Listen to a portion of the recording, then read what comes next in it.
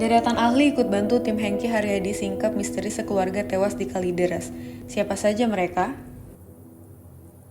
Polisi terus mendalami motif dibalik kematian 4 orang dalam satu keluarga di Perum Citra Garden Extension 1, Kalideres, Jakarta Barat. Pendalaman dilakukan dengan melibatkan ahli psikiatri hingga psikologi forensik.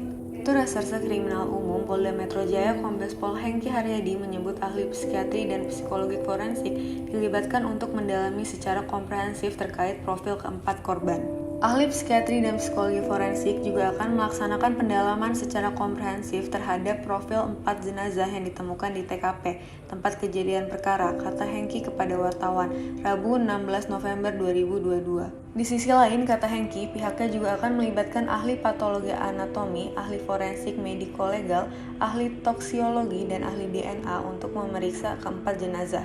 Pemeriksaan dilakukan hari ini di RS Polri Sukanto, Kramat Jati, Jakarta Timur.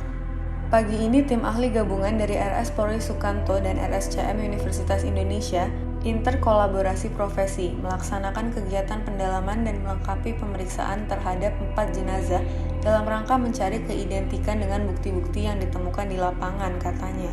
Kabid Humas Polda Metro Jaya Kombes Pol Endra Zulpan sebelumnya telah memastikan 4 orang dalam satu keluarga yang tewas ini bukan karena kelaparan, namun terkait adanya dugaan menganut paham tertentu yang menurutnya masih dalam penyelidikan.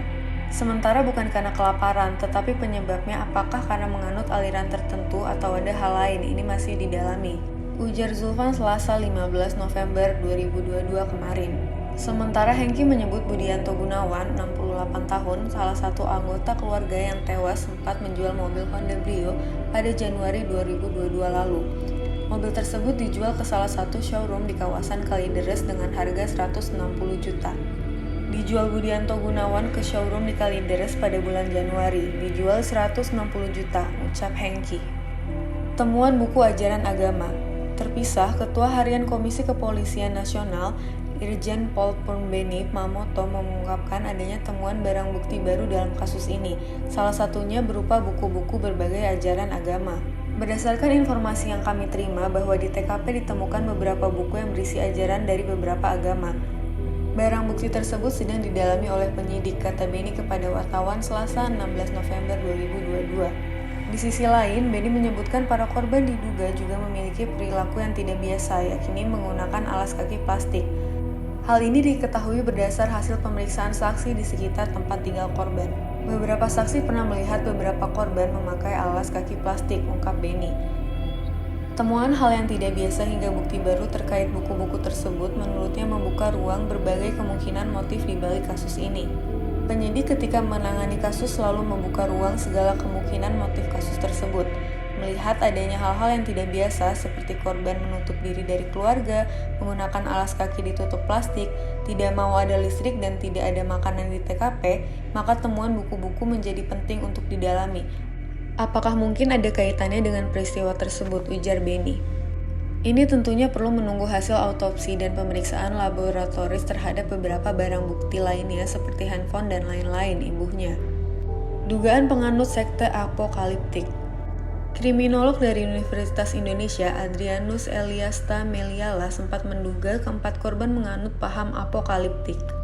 Peristiwa ini menurutnya serupa dengan kematian massal pengikut sekte People Temple pimpinan Jim Jones di Guyana, Amerika Selatan pada tahun 1978. Jadi mungkin mirip dengan kelompok yang mati massal di Guyana, atau yang melakukan sesajian massal di pinggir laut dan malah kesapu ombak semua.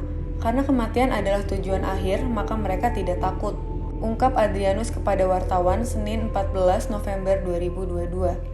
Pihak kepolisian sempat menyebut keempat korban yakni Rudianto Gunawan 71 tahun, Margareta 68 tahun, Budianto Gunawan 68 tahun, dan Dian 42 tahun ditemukan tewas dalam kondisi lambung tidak terisi.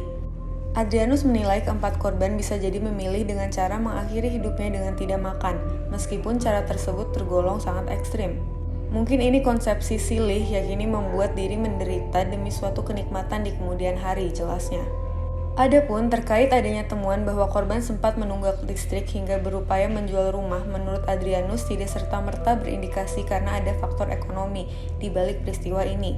Sebab, bisa jadi hal tersebut menurut Adrianus merupakan bagian dari cara korban mempersiapkan keberangkatannya menuju akhir dunia.